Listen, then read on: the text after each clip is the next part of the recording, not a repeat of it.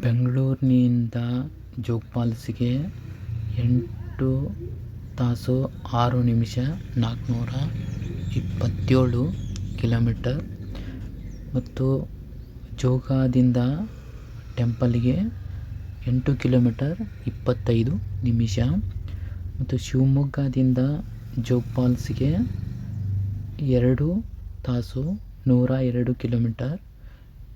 ಜೋಗ್ ಫಾಲ್ಸ್ದಿಂದ ಟೆಂಪಲ್ಗೆ 8 ಕಿಲೋಮೀಟರ್ 25 ನಿಮಿಷ. ಈ ಒಡನಬೈಲು ಪದ್ಮಾವತಿ ದೇವಿಯ ಮೂಲ ಹುಡುಕುವುದಾದರೆ ಶಿವಮೊಗ್ಗ ಜಿಲ್ಲೆಯ ಲಿಂಗನಮಕ್ಕಿ ಜಲಾಶಯ ಬಳಿ ಇರತಕ್ಕಂಥ ಹೆಬ್ಬೈಲಿನಲ್ಲಿ ನೆಲೆಯಾಗಿದ್ದರು. ಈಗ ಈ ಸ್ಥಳವು ಸ್ಥಳಾಂತರವಾಗಿದೆ. ಈ ಸ್ಥಳಕ್ಕೆ ಮೊದಲು ಗಾಜಿನ ಬಳೆ, ಬೆಳ್ಳಿ, ಬಂಗಾರ ದೇವಿಗೆ ಸಮರ್ಪಿಸುತ್ತಿದ್ದರು. ಇಲ್ಲಿ ಈ ತಾಯಿಯ ಸನ್ನಿಧಿಗೆ ಬರುವ ಭಕ್ತಾದಿಗಳಿಗೆ ಯಾವುದೇ ರೀತಿಯಾದಂತಹ ಜಾತಿ, ಧರ್ಮ ಮತ್ತು ಯಾವುದೇ ರೀತಿಯಾದಂತಹ ತಾರತಮ್ಯ ಇಲ್ಲದೆ ಎಲ್ಲ ಭಕ್ತಾದಿಗಳನ್ನು ತಾಯಿಯ ಸನ್ನಿಧಿಗೆ ಬರತಕ್ಕಂಥ ಎಲ್ಲ ಜನರಿಗೆ ಸಮಾನ ದೃಷ್ಟಿಯಿಂದ ಕಾಣುತ್ತಾ ಇದ್ದರು.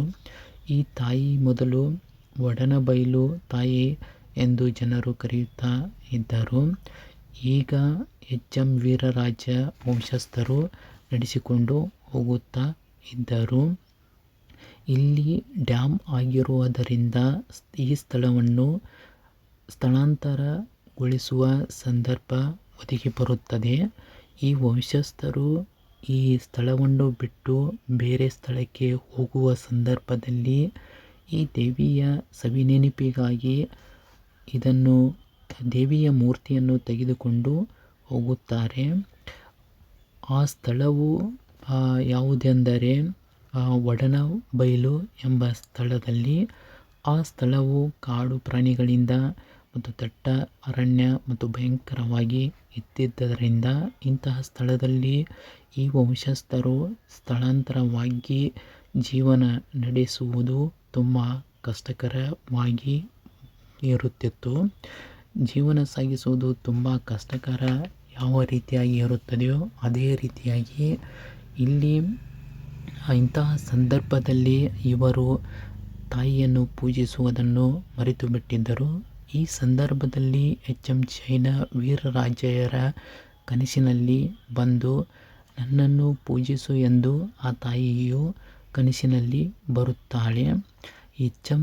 ಜೈನರ ಕನಸಿನಲ್ಲಿ ಬಂದಾಗ ಆಗ ಅವರಿಗೆ 18 ವರ್ಷ ವಯಸ್ಸಾಗಿರುತ್ತದೆ. ಇವರಿಗೆ ಯಾವುದೇ ರೀತಿಯಾದಂತಹ ಅಷ್ಟೊಂದು ಜ್ಞಾನ ಇರುವುದಿಲ್ಲ. ಇದರಿಂದ ಅವರು ದೇವರ ಮತ್ತು ಹಿರಿಯರ ಅಪ್ಪಣೆಯನ್ನು ಮತ್ತು ಹಾಗೂ ಅವರ ಸನ್ಮಾರ್ಗವನ್ನು ಕೇಳುತ್ತಾರೆ. ಆಗ ಈ ವಂಶಸ್ಥರು ದೈವದ ಮೊರೆ ಹೋದಾಗ ಅವರು ಆ ದೇವಿಯನ್ನು ಮತ್ತು ಹಿರಿಯರ ಸನ್ಮಾರ್ಗವನ್ನು ಕೇಳಿದಾಗ ಪೂಜೆ ಪುನಸ್ಕಾರ ಮಾಡಿ ಎಂದು ಹೇಳುತ್ತಾರೆ. ಮತ್ತು ಆ ಪೂಜೆ ಪುನಸ್ಕಾರವನ್ನು ಕಟ್ಟುನಿಟ್ಟಾಗಿ ಚಾಚು ತಪ್ಪದೆ ಮತ್ತು ನಡೆಸಿಕೊಂಡು ಹೋಗಲು ಪ್ರಯತ್ನಿಸುತ್ತಾರೆ. ಅದರ ಜೊತೆಗೆ ಆ ದೇವಿಗೆ ಒಂದು ಷರತ್ತನ್ನು ಒಡ್ಡಿ ಆ ದೇವಿಯು ಕಣ್ಣಿಗೆ ಕಾಣಿಸಬೇಕು ಎಂದು ಹೇಳಿದಾಗ ಆ ತಾಯಿಯು ಅಗೋಚರ ಶಕ್ತಿಯೊಂದು ಕಾಣಿಸುತ್ತದೆ. ಇದರಿಂದ ಆ ತಾಯಿಯು ಸತ್ಯದೇವತೆ ಎಂದು ಒಪ್ಪುತ್ತಾರೆ.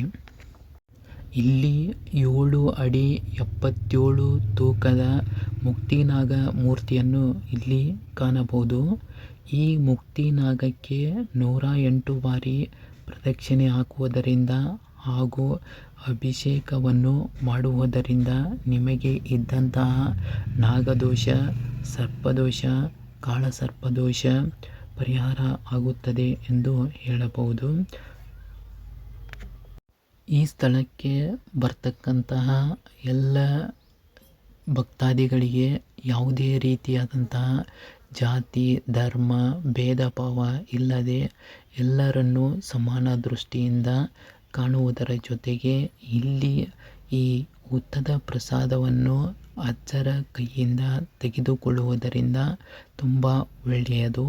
ಮತ್ತು ಇಲ್ಲಿ ಬರ್ತಕ್ಕಂತಹ ಭಕ್ತಾದಿಗಳಿಗೆ ಹೊರನಾಡು ಅನ್ನಪೂರ್ಣೇಶ್ವರಿ, ಕುಕ್ಕೆ ಸುಬ್ರಹ್ಮಣ್ಯ ಮತ್ತು ಧರ್ಮಸ್ಥಳದ ಹಾಗೆ 3 ಹೊತ್ತಿನ ಅನ್ನಪ್ರಸಾದದ ವ್ಯವಸ್ಥೆ ಮತ್ತು ಅದರ ಜೊತೆಗೆ ಇಲ್ಲಿ ವಸತಿ ವ್ಯವಸ್ಥೆಯು ಕೂಡ ಇದೆ ಎಂದು ಹೇಳಬಹುದು. ಭಕ್ತಾದಿಗಳು ತಮ್ಮ ಸ್ವಂತ ವಾಹನದ ವ್ಯವಸ್ಥೆ ಮಾಡಿಕೊಂಡು ಬರುವುದಾದರೆ ತುಂಬ ಉತ್ತಮ ಎಂದು ನನ್ನ ಅನಿಸಿಕೆ. ಇಲ್ಲಿ ಈ ಸ್ಥಳವು ಕಾಡಿನ ಮಧ್ಯ ಇರುವುದರಿಂದ ಈ ಸ್ಥಳವು ತಾವು ಸ್ವಂತ ವಾಹನದ ವ್ಯವಸ್ಥೆ ಮಾಡಿಕೊಂಡು ಬರುವುದಾದರೆ ತುಂಬ ಒಳ್ಳೆಯದು. ಬರುವಕ್ಕಿಂತ ಮುಂಚೆ 9 ಗಂಟೆಯ ಒಳಗಾಗಿ ಬರುವುದು ಉತ್ತಮ ಎಂದು ಹೇಳಬಹುದು. ಈ ಕ್ಷೇತ್ರದಲ್ಲಿ ಕ್ಷೇತ್ರಪಾಲ ಎಂಬ ಮೂರ್ತಿಯನ್ನು ಇಲ್ಲಿ ಕಾಣಬಹುದು. ಈ ಕ್ಷೇತ್ರಪಾಲನು ತಾಯಿಗೆ ಹಾಗೂ ಬಂದ ಭಕ್ತಾದಿಗಳಿಗೆ ಧೈರ್ಯ ಮತ್ತು ಕ್ಷೇತ್ರ ರಕ್ಷಕನಾಗಿ ರಕ್ಷಣೆಯನ್ನು ಕೊಡುತ್ತಾರೆ. ಇಲ್ಲಿ ಈ ಕ್ಷೇತ್ರಪಾಲಕನಿಗೆ ಬೂದು ಕುಂಬಳಕಾಯಿ ಹಾಗೂ ಅರಿಶಿನ, ಕುಂಕುಮ, ತ್ರಿಶೂಲ, ದೀಪವನ್ನು ನೀಡುತ್ತಾರೆ ಎಂದು ಹೇಳಬಹುದು.